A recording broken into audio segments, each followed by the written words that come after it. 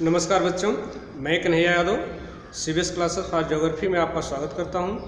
आज की वीडियो के अंतर्गत हम लोग कक्षा 11 के भूगोल विषय में प्रथम खंड के अंतर्गत दूसरे लेसन में, जिसका नाम है पृथ्वी की उत्पत्ति एवं विकास के भाग 6 का अध्ययन करेंगे, जिसमें हम लोग जानेंगे भूवैज्ञानिक काल मापक्रम या भूवैज्ञानिक समय सारणी या पृथ्वी का इतिहास कि पृथ्वी अपने उत्पत्ति काल से लेकर के किन किन समयों में कैसे कैसे होते हुए आज इस रूप में पहुंची। तो आइए शुरू करते हैं। पृथ्वी का जो इतिहास है उसको सबसे पहले इयॉन्स या इयॉन, जो कि एक काफ़ी लंबी अवधि का काल होता है, या यूँ कहें कि पृथ्वी के भूमापनी की जो समय सारणी है उसको कई पार्टों में बांटा जाता है। सबसे पहले भूमापनी को या पृथ्वी के समय सारणी को या पृथ्वी के इतिहास को इयॉन में बांटा जाता है, जो कि काफ़ी लंबा समय का होता है। इसके बाद में पृथ्वी के इतिहास को महाकल्प में बांटा जाता है। महाकल्पों में नियोजोइक, स्टार्टिंग से शुरू करें पृथ्वी की उत्पत्ति से, तो प्रीपेलोजोइक, पेलोजोइक, मेसोजोइक, सेनोजोइक या केनोजोइक और नियोजोइक। प्रागजीव के पहले प्रागजीव, मध्यजीव, इसके बाद में देखिए इसका इंग्लिश से देखिए ज़्यादा अच्छा पड़ेगा। प्रीपेलोजोइक, पेलोजोइक, मेसोजोइक, सेनोजोइक और नियोजोइक। और महाकल्प को युग में बांटा जाता है। पेलोजोइक को प्रथम युग माना जाता है, मेसोजोइक को द्वितीय युग माना जाता है, सेनोजोइक को तृतीय युग माना जाता है और नियोजोइक को चतुर्थ युग माना जाता है।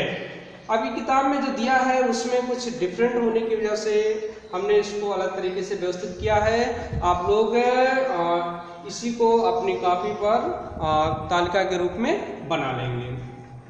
देखिए इसके बाद में युग को कई पार्टों में, कई पीरियडों में, कई शकों में बांटा गया। अभी एक के बारे में आपको बताया जाएगा और कौन सा युग कितने साल पहले स्टार्ट हुआ और कितने साल पहले खत्म हुआ, और कौन से युग में कौन कौन सी विशेषताएं रही,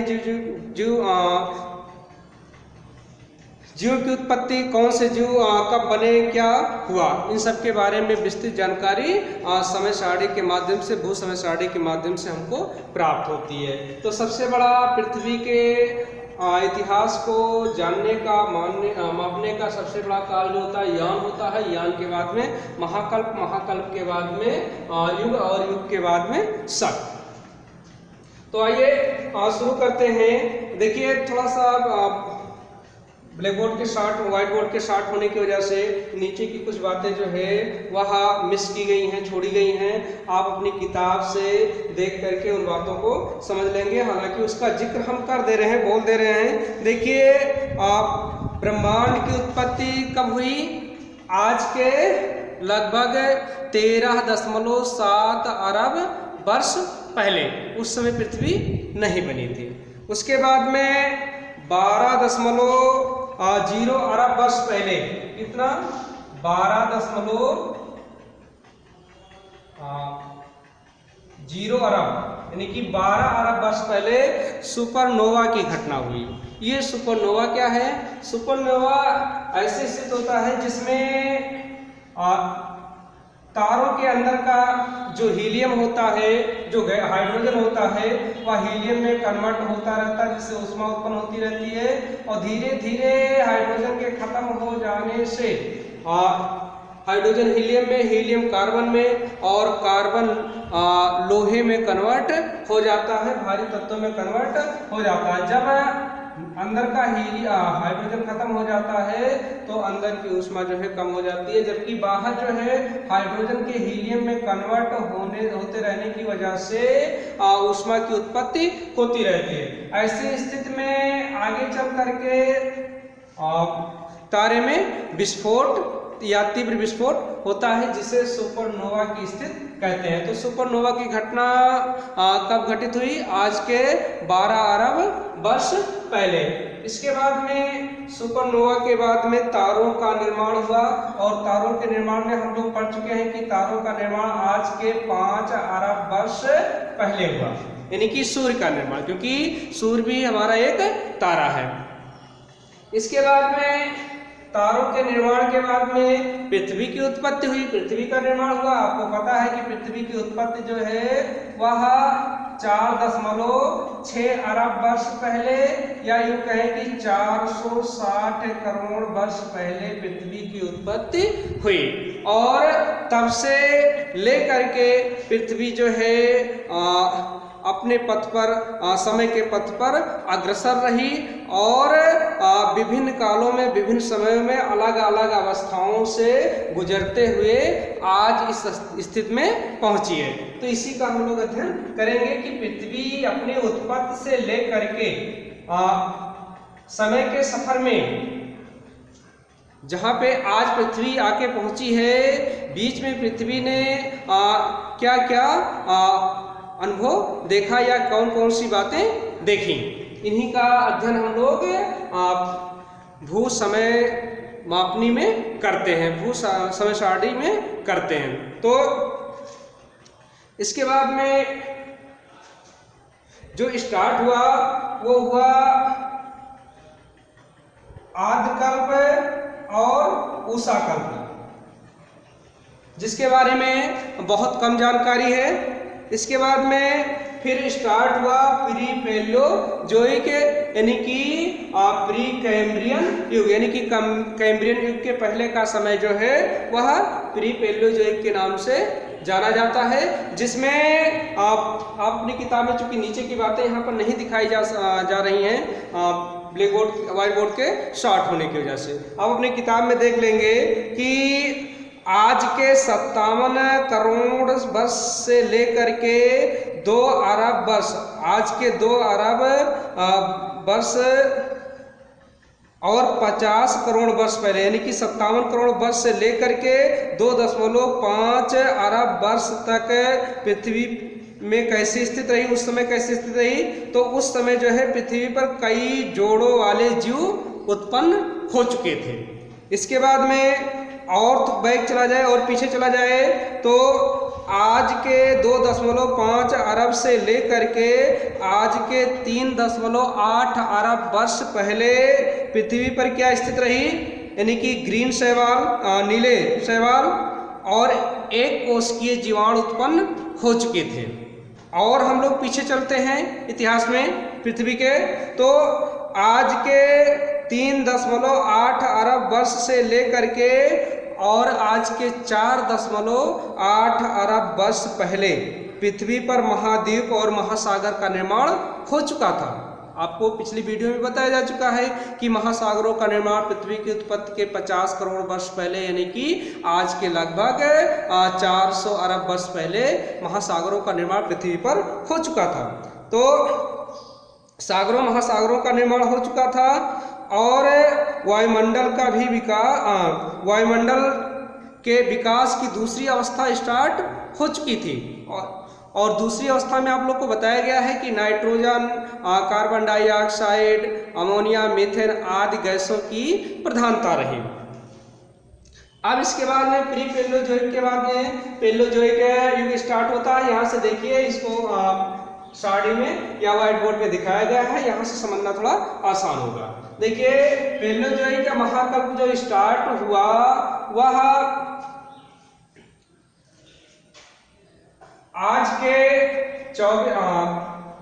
प्री पैलियोजोइक महाकल्प की जो अवधि है वह 24.5 करोड़ वर्ष से लेकर के 57 करोड़ वर्ष पहले तक की जो अवधि है, यानी कि आज के 24.5 करोड़ साल पहले से लेकर के 57 करोड़ साल पहले तक की जो अवधि है उसको पैलियोजोइक युग के नाम से जाना जाता है। इसको प्रथम युग भी कहा जाता है। पैलियोजोइक को प्रथम युग कहा जाता है। इसको कई पीरियडों में, कई शकों में बांटा गया है। तो आइए हम देखते हैं कि पैलियोजोइक के अंतर्गत जो पीरियड है, जो शक है, उसमें किस शक में कौन सी घटना इस पृथ्वी पर हुई। तो सबसे पहले है पर्मियन। सबसे पहले क्या है? पर्मियन। पर्मियन युग कब से कब तक रहा? तो पर्मियन युग या पर्मियन शक जो है आज के 24.5 करोड़ साल पहले से लेकर के 28.6 करोड़ साल पहले तक का जो समय रहा वो पर्मियन युग के नाम से जाना गया। इस समय पृथ्वी पर क्या घटनाएं हुई कि रेंगने वाले जीवों की अधिकता थी। पृथ्वी पर रेंगने वाले जीवों की अधिकता थी। इसके बाद में पर्मियन के पहले जो था वो था कार्बोनीफेरस। कार्बोनीफेरस जो है उसका समय कब से कब तक रहा? तो 28.6 करोड़ वर्ष से लेकर के 36 करोड़ वर्ष पहले की अवधि जो है वह कार्बोनीफेरस युग के पीरियड के नाम से जानी जाती है। इस समय पृथ्वी पर कौन सी महत्वपूर्ण बात थी? तो उस समय पृथ्वी पर रीढ़ की हड्डी से युक्त रेंगने वाले जीवों की उत्पत्ति हो चुकी थी। इसके बाद में कार्बोनीफेरस के पहले का समय, कार्बोनीफेरस के पहले का समय जो है डिवोनियन शक के नाम से जाना जाता है, जिसकी अवधि है 36 करोड़ वर्ष से लेकर के 40.8 करोड़ वर्ष पहले। यानी कि आज के 36 करोड़ वर्ष पहले से लेकर के 40.8 करोड़ वर्ष पहले की अवधि किसके नाम से जानी जाती है? डिवोनियन शक के नाम से। इस समय क्या विशेषता है पृथ्वी पर, क्या खासियत रही इस काल की? तो देखिए, जल व स्थल पर रहने वाले जीवों की उत्पत्ति हो चुकी थी। इसके बाद में उसके पहले का जो समय है, डिवोनियन के पहले का समय जो है सिल्यूरियन के नाम से जाना जाता है, जिसकी अवधि है 40.8 करोड़ साल वर्ष से लेकर के 43.8 करोड़ वर्ष तक पहले का जो समय है वह सिल्यूरियन के नाम से जाना जाता है। इस समय विशेषता यह है कि स्तर पर जीवन के निशान मिलने लगे थे, यानी कि छोटे छोटे पौधों की उत्पत्ति स्थल पर हो चुकी थी। इसके बाद में सिल्यूरियन के पहले का जो समय है वह ऑर्डोविशियन के नाम से या ऑर्डोविशियन के नाम से जाना जाता है। इसकी अवधि जो है 43.8 करोड़ वर्ष पहले से लेकर के 50.5 करोड़ वर्ष पहले की अवधि जो है।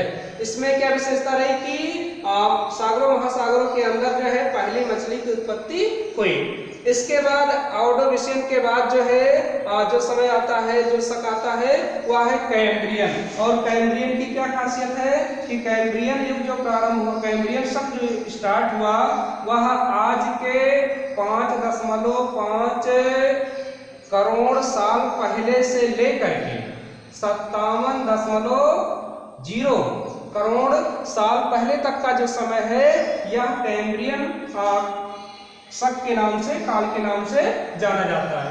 इसमें क्या विशेषता रही पृथ्वी पर? तो केवल जल में जीव पाए जाते थे, वो भी बिना रीढ़ की हड्डी वाले जीव। इसके बाद में प्रथम युग के बाद पैलियोजोइक के बाद में मेसोजोइक या मध्य युग स्टार्ट होता है, जिसे द्वितीय युग के नाम से जाना जाता है। द्वितीय युग की क्या विशेषता है? देखिए, द्वितीय युग को 3 शकों में बांटा जाता है, जिसमें पहला शक अगर देखा जाए, हम लोग बैक से आए, पृथ्वी की उत्पत्ति से लेकर के आए तो पहला ट्रियासिक पड़ेगा। अगर हम आज से बैक हो तो पहला जो पड़ेगा वो क्रीटेशियस पड़ेगा। तो चलिए आज से ही हम लोग बैक होते हैं। तो आज से हम लोग बैक होते हैं तो क्रीटेशियस जो है आज से 6.5 करोड़ वर्ष पहले स्टार्ट हुआ था, खत्म हुआ था। और स्टार्ट कब हुआ था? वह 14.4 करोड़ वर्ष पहले से लेकर के आज के 6.5 करोड़ वर्ष पहले का समय जो रहा वो क्रीटेशियस शक के नाम से जाना जाता है। इसमें क्या खासियत रही कि इसमें डायनासोर जो है वो विलुप्त हो चुके थे, यानी कि डायनासोर इस पृथ्वी से समाप्त हो चुके थे। उसके बाद जो है जुरेसिक है।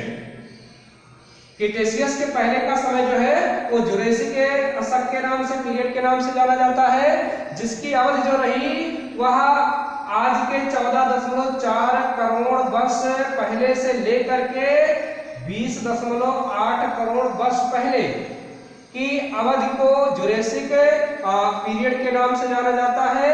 इस युग की क्या है विशेषता है, या इस समय की प्रमुख विशेषता क्या है कि इस समय पृथ्वी पर डायनासोर का राज हुआ करता था, डायनासोर की उत्पत्ति हो चुकी थी।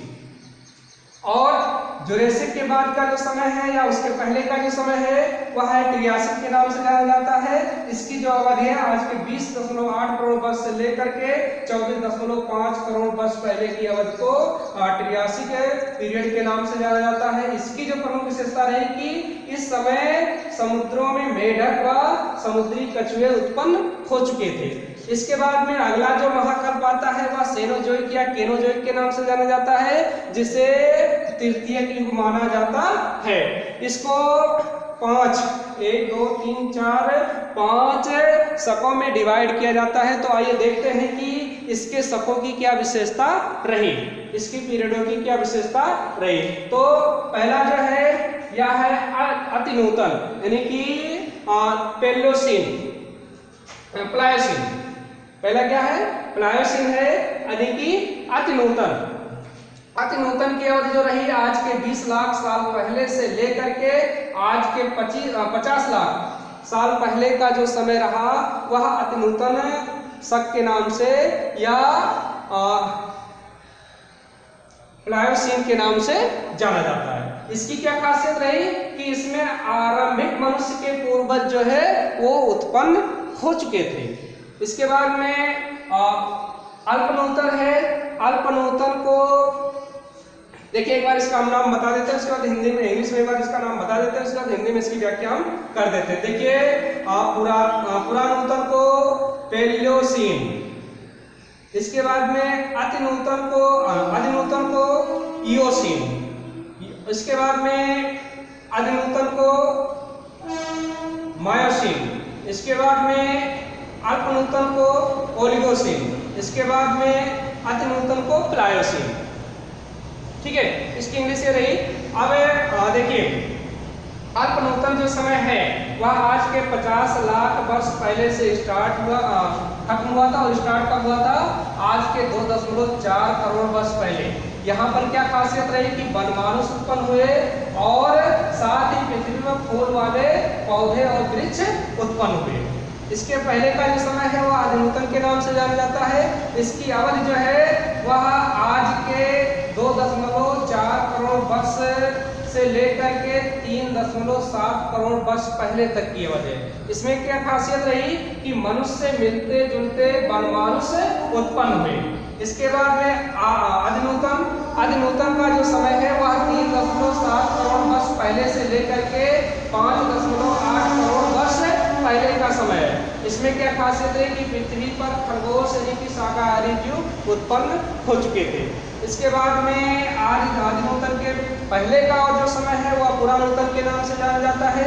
इसमें क्या विशेषता रही कि इसकी अवधि जो रही 5.8 करोड़ वर्ष पूर्व से लेकर के 6.7 करोड़ वर्ष पूर्व तक। इसमें क्या खासियत रही कि छोटे स्तनपायी यानी कि जैसे चूहे आदि जीव उत्पन्न हुए। इसके बाद में अगला जो महाकल्प है वह नियोजोइक के नाम से जाना जाता है, जिसे चतुर्थक युग माना जाता है, कहा जाता है। इसको 2 शकों में डिवाइड किया जाता है। पहला शक जो है वह है अभिनूतन और दूसरा है आधुनिक युग। आइए देखते हैं कि इसकी क्या खासियत रही, इसकी क्या समय अवधि रही। तो आधुनिक युग जो है आज से लेकर के आज के 10,000 पहले तक का समय जो है वह आधुनिक युग के नाम से जाना जाता है। इसकी क्या विशेषता रही कि आधुनिक मानव जो है इसकी उत्पत्ति इसी समय हुई। इसके बाद में इसके पहले का समय जो है वह अभिनूतन के नाम से जाना जाता है। इसकी जो अवधि रही आज के 10,000 साल पहले से लेकर के आज के 20 लाख साल पहले तक का जो समय है वह अभिनूतन शक के नाम से जाना जाता है। इसमें क्या विशेषता रही कि आदिमानव की उत्पत्ति इस समय हुई। तो ये रही जानकारी पृथ्वी के इतिहास की, पृथ्वी के भूमापनी की। इसी के साथ ये चैप्टर आपका समाप्त होता है। अगले वीडियो में हम लोग अगले चैप्टर के साथ मिलेंगे।